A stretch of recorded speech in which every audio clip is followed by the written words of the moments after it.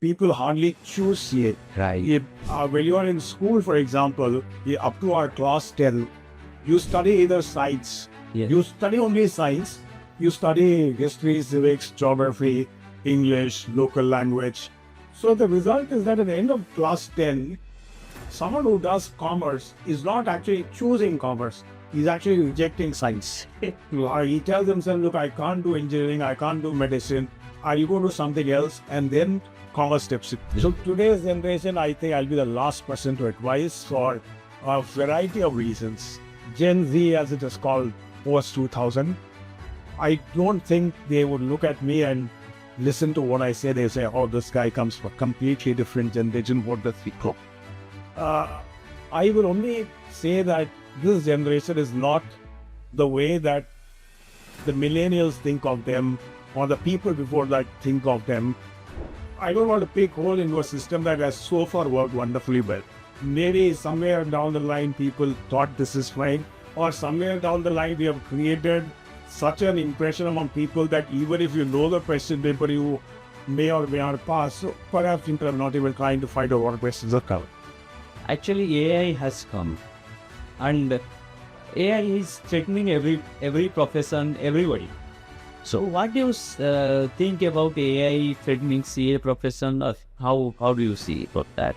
In my personal view, AI is possibly the best thing that has happened in the world. You have authored so many books. Which kind of books take more time or more research, needs more research? There's another interesting thing that happened. I was in Amritsar. I went to the Golden Temple complex along with a colleague of mine. My colleague asked one of the security guys, he asked where was the terrorist shot at? Oh. He wanted to know where was Akal Takht. So I said, where was the terrorist shot at? We must look in the accounting profession, we must look at how to build a large firm. And that was when I got in touch with Mr. P.R. Ramesh. And together we are writing a book on that. It's tentatively called The Fifth Firm. We're trying to talk about how a fifth firm can emerge in the country. Fifth firm is just a phrase. I just wanted to say that it is not that it will be a fifth among those five firms. It's a phrase which denotes how there can be a different firm with a different value system, etc.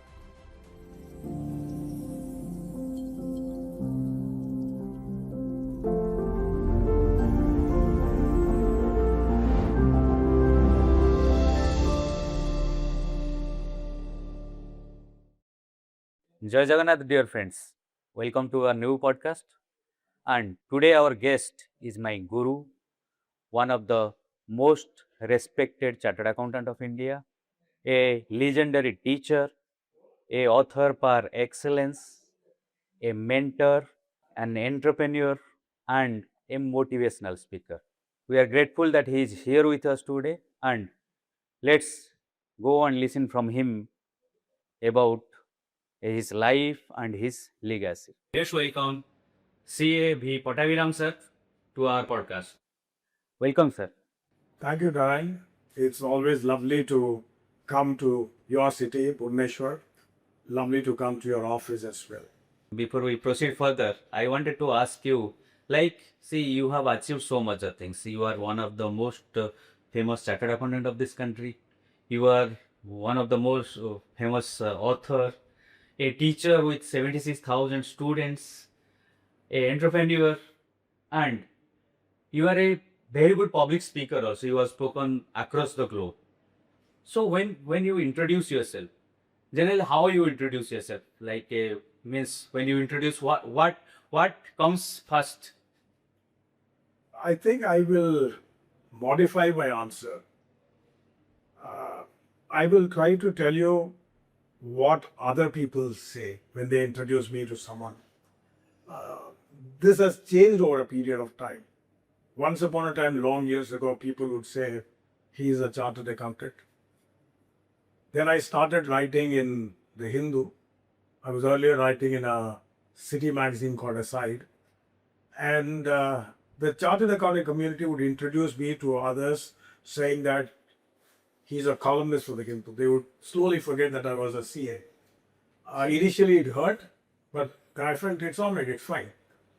And then when I started teaching and the classes picked up momentum, people almost invariably said he was a teacher. And that was again another time when I felt, look, they have forgotten that I was CA.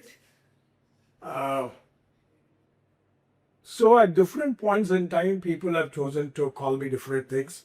I think in the last 7 to 8 years after I decided to extensively write books, they said this is a guy who writes. So that is how people have generally introduced me. And oftentimes, when it's a one-on-one introduction, I really don't put out to people these things. I just say I'm so and so. And then as the conversation builds, we talk about it. So, life has different colors. So, Right. with the time, all because you evolved with different profession and a different passion. So, your identity has also changed. So, before going there, but anyway, but first everything started with a CA. Correct.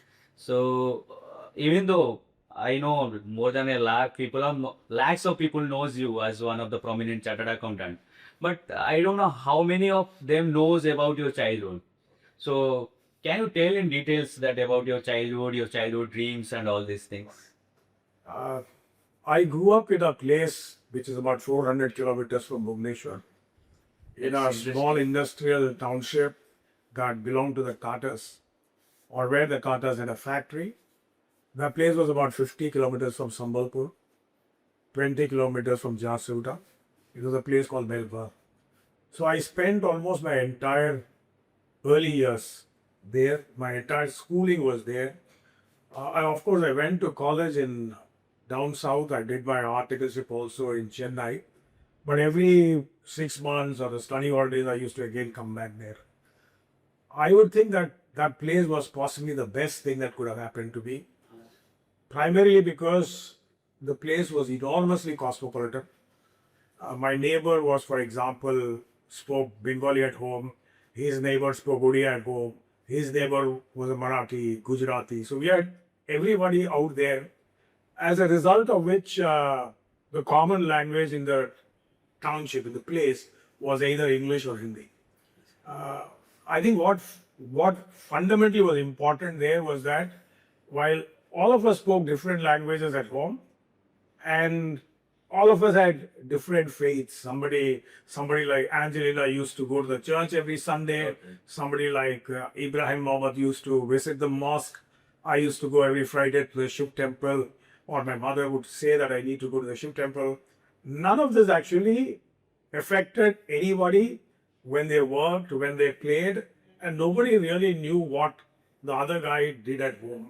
And I think that has, in my opinion, that has been a very, very remarkable thing going on.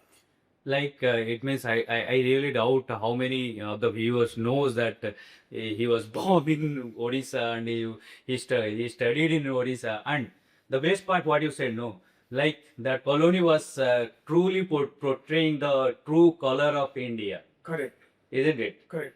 So that in future I know how that in future had a lot of impact on, would have been a lot of impact on you. So then from where this CA, how does it came to your mind? Because CA was then that time also it was very difficult. Now also it is very difficult. Then how CA came to your mind? No, CA, even today, I personally think people hardly choose CA. Right. When you are in school, for example, up to our class 10, you study either science. Yes. You study only science. You study history, civics, geography, English, local language. So the result is that at the end of class 10, someone who does commerce is not actually choosing commerce. He's actually rejecting science. True. He tells himself, look, I can't do engineering, I can't do medicine, I'll go to something else, and then commerce steps in. Right. That was very, very clear in our times. That was how it Yes, was. yes. Today, of course, there is a small conscious difference that comes in. That said, like I was trying to hint to you, the best and brightest boys and girls went to engineering or medicine. I was very clear in my mind that these two are not my cup of tea. Right. And when I indicated that I'll do commerce and chartered accountancy, my father's friend who was himself a CA, Acha. was completely shocked. He said, academically bright guys should never get into chartered accountancy. This is not for them. You should do engineering, you should do medicine. He gave a number of reasons as to how those professions build and this profession maintains rather than build. At that particular point in time, I did not understand much of what he said, but I realized that he was trying to say something good. Okay. Yet at the same time, I was very clear that no, there was something wonderful about looking at finances, and that actually propelled me to CA. Yeah, even sir, you have been my guru. So when I also decided to become a chartered accountant, even my father and his friends also, they had lot of restrictions. They said, why you are spoiling your career and all these things. Anyway, so moving forward, so when you, that time anybody who influenced you to be CA or just like that call because you rejected engineering and all, that's why you become CA? No, I think it was largely because I was clear I can't do engineering medicine. Yeah. There were also CAs there, like my father's friend. There were a couple of other people uh, who I thought were doing pretty good work. Their knowledge and understanding of things around were very, very sharp. I don't know whether that had to do with CA, but it at least told me that no, unlike what these guys are trying to hint at, it is not the dumb variety that go to do CA. So that was how it happened.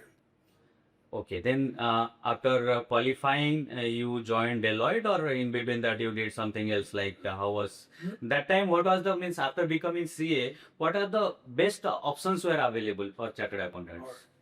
No, my Deloitte term was for my articleship, for my Ah, internship. It was not post that. Okay.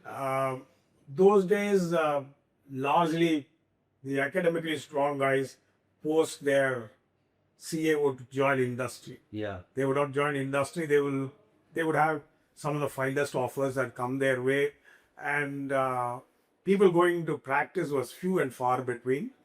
It was not substantial, and I went and joined what today people would call a startup. Okay. I think that period was also very, very amazing. It was huge learning period.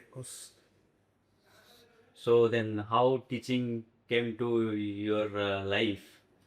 Teaching was, again, honestly speaking, accidental. Oh, is it? Yeah, absolutely accidental. So We don't believe that actually. Okay. I'll explain to you. Yeah, yeah. After working in that startup for about 18 months, then I went and joined a corporate. I spent 2 years in management accounting. Management accounting was obviously very fascinating, but at some particular point in time, to me, it became boring. And then I said, okay, I'll step out and become a practicing CA.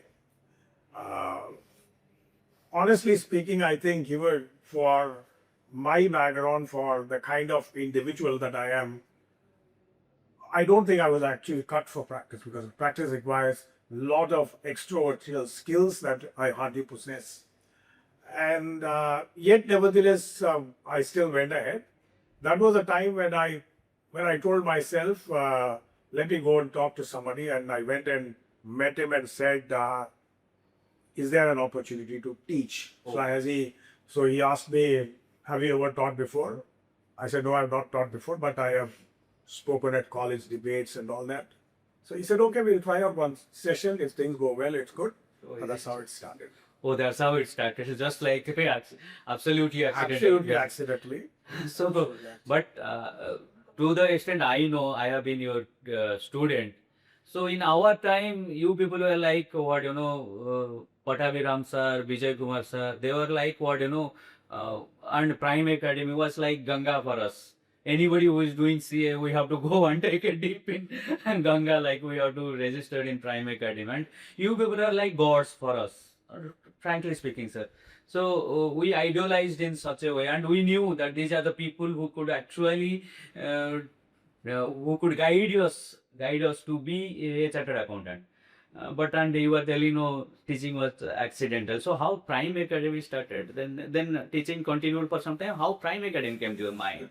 No, there were some circumstances that took place in the place where we taught, where all of us were teaching. And when that happened, we decided, okay, we'll now do it as an entity, as an organized entity.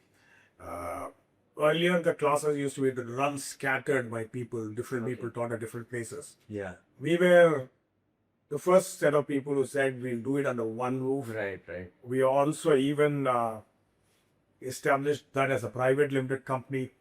There were a lot of people who told me that no, you can't run education with a private limited company.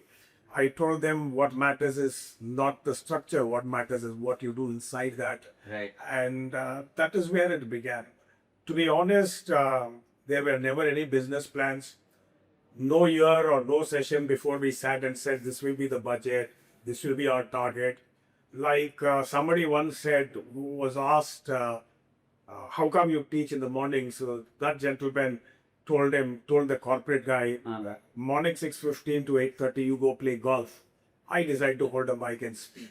So it was, even today, I can tell you, without any fear of contradiction, for us, for all of us there, it was a hobby, which is why it never mattered to us as to what happened. Okay. So, like I said, no, there were never business plans. They were never run as a commercial enterprise. I'm not saying that there were no earnings. There were, but if anybody came and said, I can't afford this fees, we would say, go ahead, no problem. There was nothing like, get me the proof that this was a possible, all that. So that is how it began, and that is how it do. So actually, I'll tell you one incident what happened with me while I was there in Prime Academy. So why we loved Prime Academy and why we were very like this academy was like somewhere people with hearts. I'm telling you, I bought a new cycle while going for classes, and the cycle was stolen. So, yeah, Vijay Kumar sir's class cycle was stolen. So I informed, and Prime Academy reimbursed me 50% of that. So, and with that 50%, I bought another second-hand cycle. But that cycle continued for the rest 5-6 years with me. It was with me. So that was how it was. I mean, like how much fees I paid, the reimbursement was more than that. Frankly speaking. So literally, I felt like I studied free of cost. So that was the difference between Prime Academy. I didn't know that. I never told you about this. So today I'm telling you all because there is an opportunity. Prime Academy has given multiple rank holders. So in CA they say if there is no difference, there is no ranks and all these things. But is there any difference between a rank holder and a simple CA? You think so? No, at the time when they are studying, there is obviously a world of difference. Okay. You cannot get the All India first rank or second rank if you are just like anybody else. Yeah.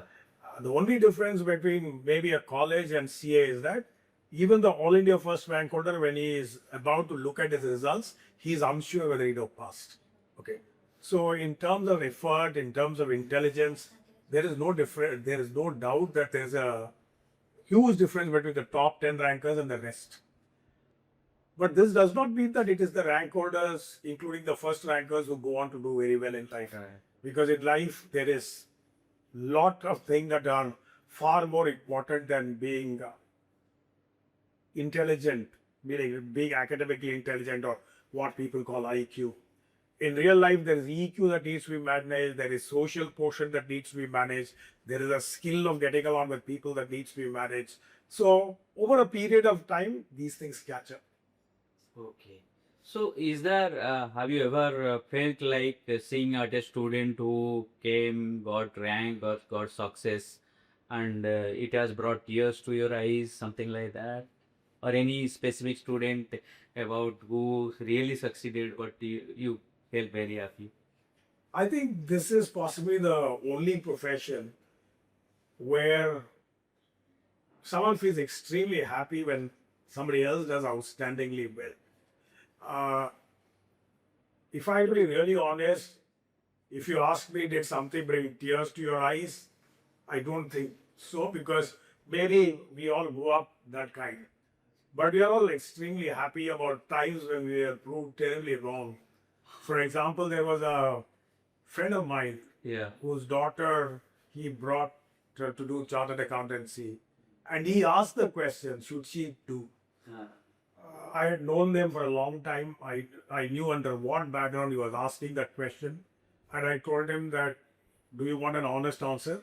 He said, of course, why should I want a diplomatic answer?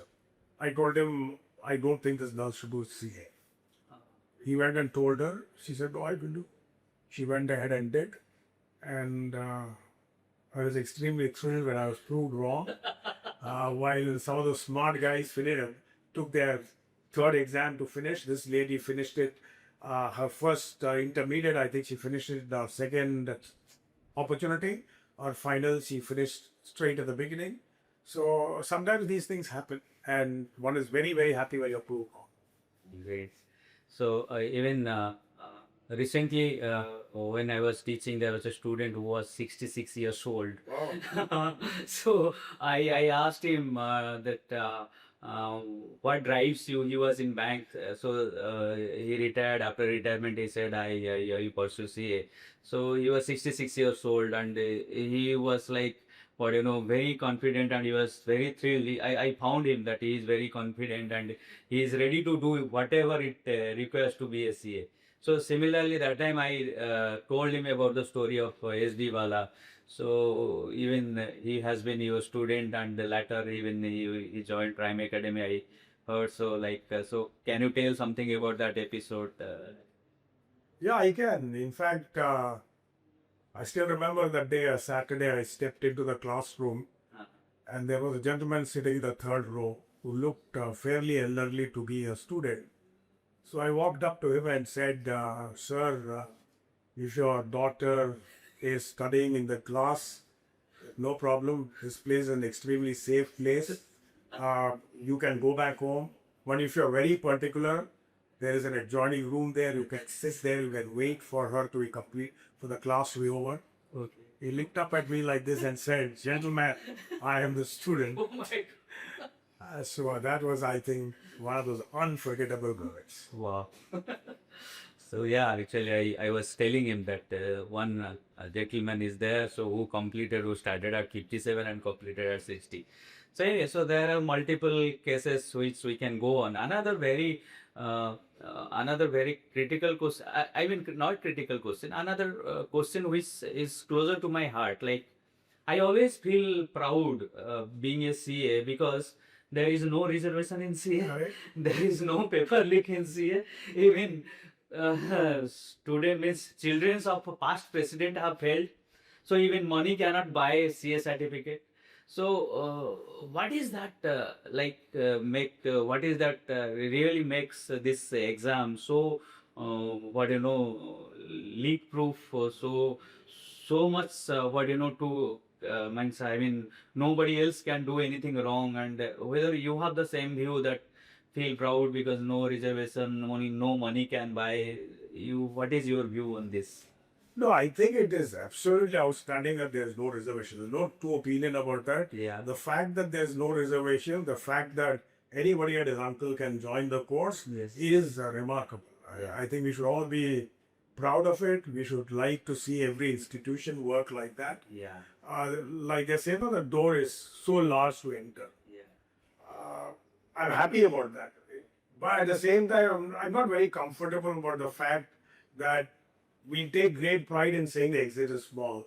We take great pride in saying the pass percentage is 8% or 10% or whatever.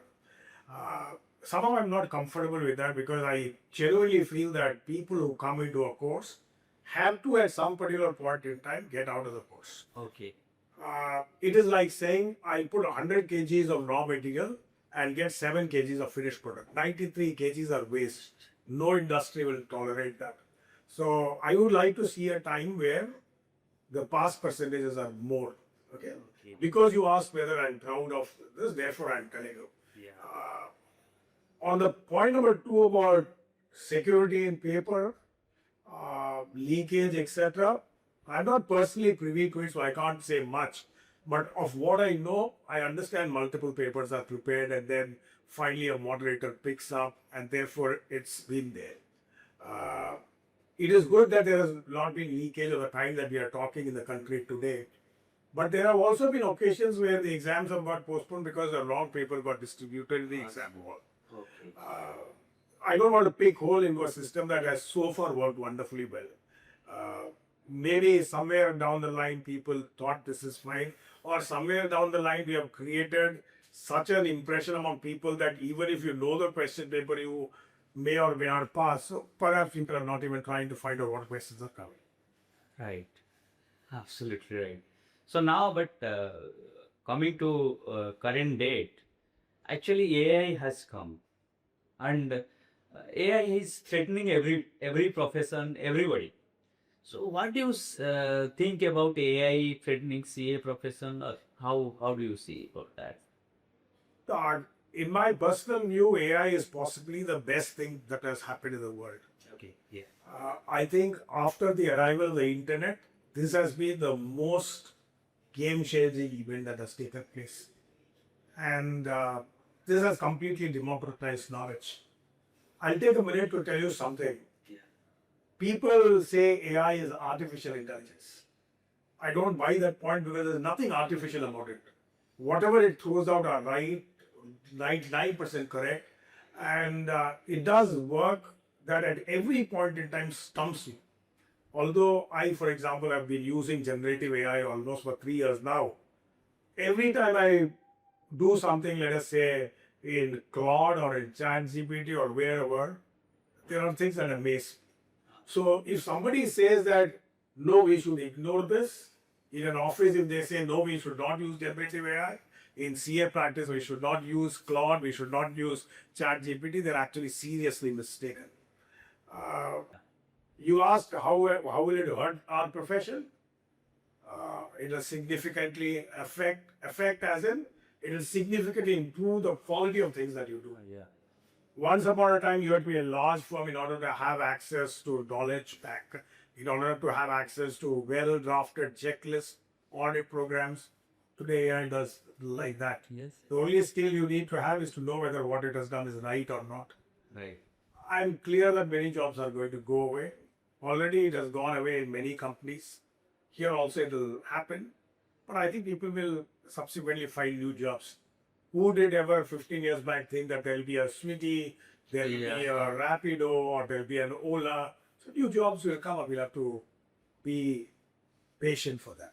So coming back to the AI, it means you are telling that AI has actually it has come. We should take the positive side of the AI rather than taking that AI will take away job and all this. I'll give you an example. Yeah. In the kind of work that I do now, which is largely writing and speaking, Yeah. I have a team of people who work with me freelance. Earlier, if I were to write something, I would want them to make out a first draft. They would take about 10-15 days to do a first draft. Then I would sit with them and modify, etc. Let's say overall it took a month. Today, with the arrival of AI, I don't even have to go to them because a first draft can come from any one of those generative AIs, but I still go to them because there's a human touch that is required. Yeah. So what was earlier taking 1 month to do, today takes 1 week to do. Because you would obviously like to write it in your own signature style. Which means the time has been cut by 3/4. In other words, if earlier I was doing one job in a month, I can now do 4 jobs in a month. Yeah. What I'm now trying to drive at is that I can do 4 jobs in a month. I can therefore go around and hunt for those jobs. Yes. And if I get it, people who are doing that job might lose. So that is one thing that can happen. I can do a second thing. I can tell myself, I will do 2 jobs. Another 2 weeks, I will go to Bhubaneswar. I will sit with Narayan Choudhary. I will enjoy life. That's a second possibility. Yeah. The third thing that is going to happen is that because there are going to be a lot of people who will do this work, earlier if in the country 1,000 outputs were created and more was not created because of paucity of time, now 5,000 output is going to get created. Yeah. So I genuinely believe that this is going to help people very significantly so long as there is a human link or a human loop to the entire chain. Great. So, sometimes we were discussing AI, what you said, we must check. Correct. AI is good for us, definitely good for the society, good for the civilization, but we must check. In past, somebody has filed even response to the ITO with fake case studies and all AI generated and all this. So those things must check. Correct. It can draft us the responses, but it is our responsibility to go back and check whether those case studies which is AI is showing are actually has happened or not, right? So, sir, other than being a teacher, you have authored more than 20 books in different, be it novels, be it autobiographies, be it biographies, be it self-help books, or be it study materials. So, how this writing books came to your mind? Means, what triggered you to be a writer? No, the love for writing was there even while I was in school. And even when I was in college, I also edited the college magazine.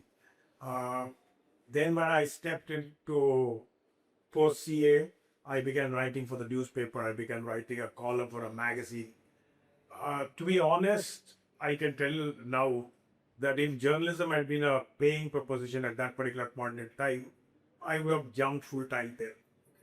Uh, but in a way, it is good it was not like that because instead of it becoming work, which can over time become boring, it became a choice that I worked with. So, to answer your question, the desire for writing, the desire for speaking were all built right from those days in school in that wonderful little industrial township of us. Okay, so uh, you have authored so many books. So, which kind of books takes more time or more research, needs more research? Like it's biographies, or it is self-help, or it is something else, novels? What requires more research and more time? What takes more time? All right, there are two different types of writers. Yeah. There's one writer who sits, does not know what is going to be the next chapter that he's going to write, including in a novel, doesn't know where the novel is going to end. But he's a writer who writes like that. That means he doesn't plan. These are called edge of the seat writers. Then there's the other category who knows everything that is going to happen, scene by scene, dialogue by dialogue. It is mind or somewhere, and writes. So they are two completely different breeds. Uh, in the kind of books that I have written, if your question is research, as in going and sitting in a library, finding out, etc., no. I think only the self-help book required some Googling to find out what can be nice stories. Uh, Luckily or unluckily for me, uh, they were all sitting somewhere inside. People think that I am off my head when I say that. No, but they were all sitting somewhere inside, and most of them were written that way. Biographies obviously require you to interact with it. Yeah. Therefore, that takes time. Textbooks require you to work problems. Therefore, that takes time. So each research is a different breed. I think the only place where you really don't want to do research is novel writing.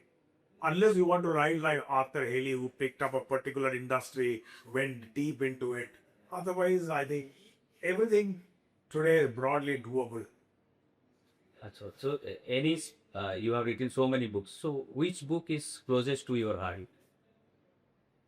I think that's a very So, tough question to answer because it's like saying you have two sons, who do you prefer? yeah. Each one at its point in time was something very close to the heart. I can say today that I have not written one book where no, you wrote it because somebody said you must write and you were not into it 100%. Every book that I've written, I've been into it 150%.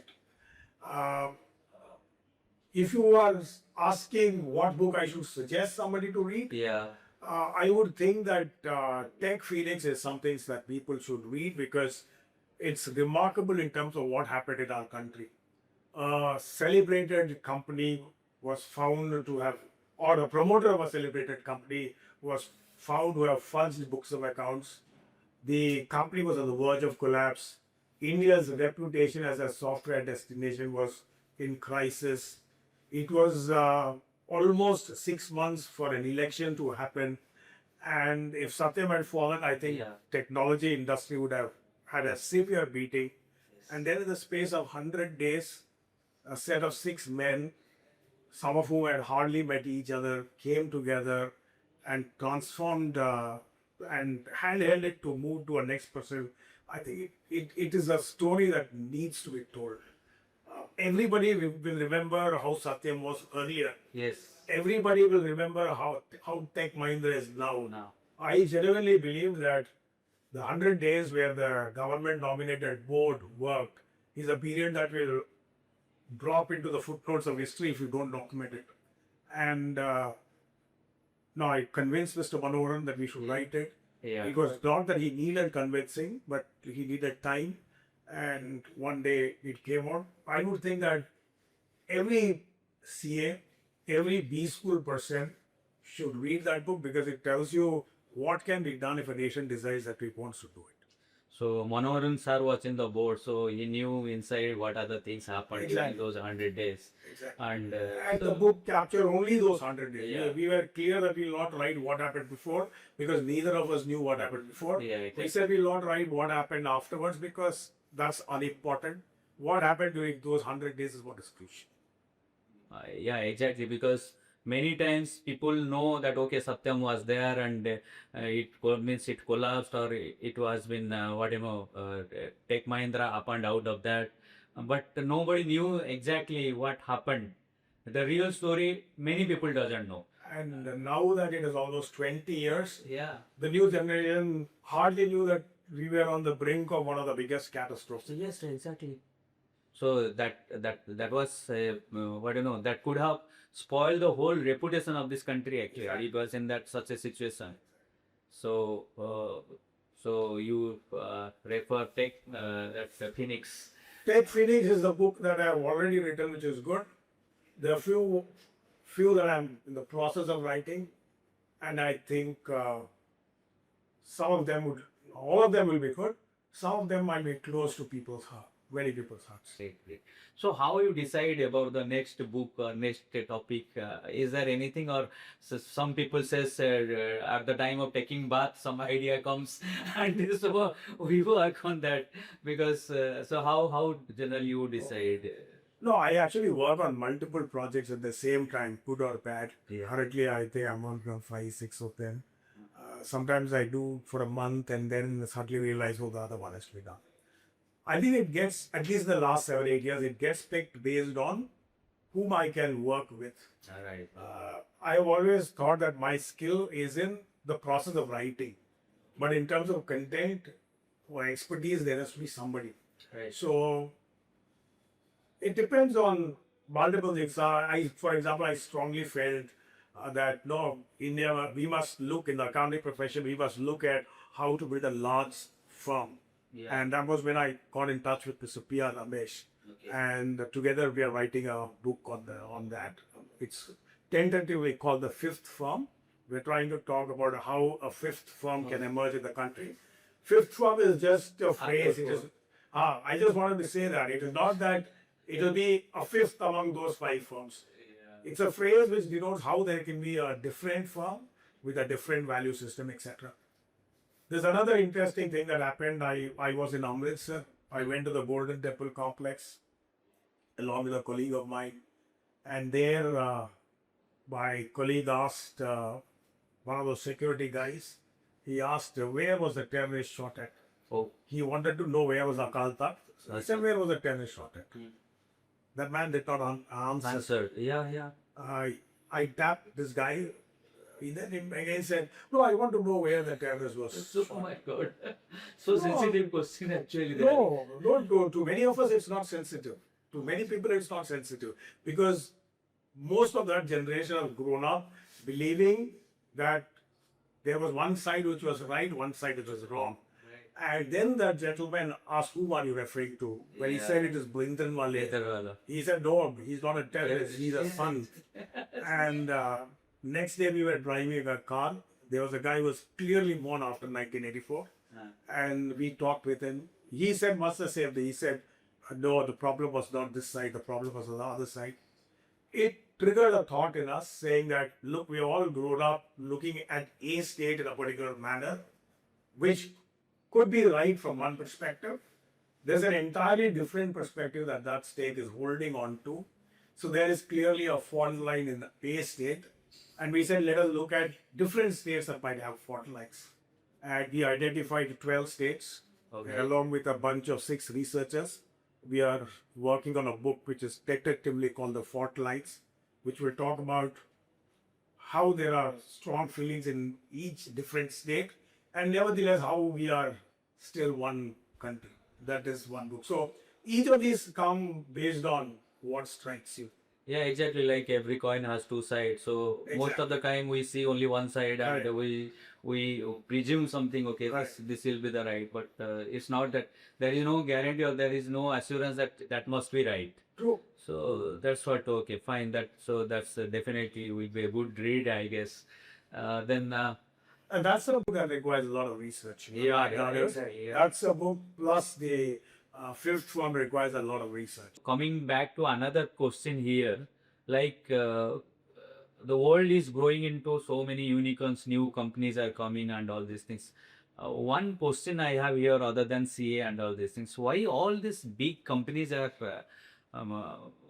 made in USA and all these things? When India will come to that level where, like, see Google or everything, whatever, all the big companies.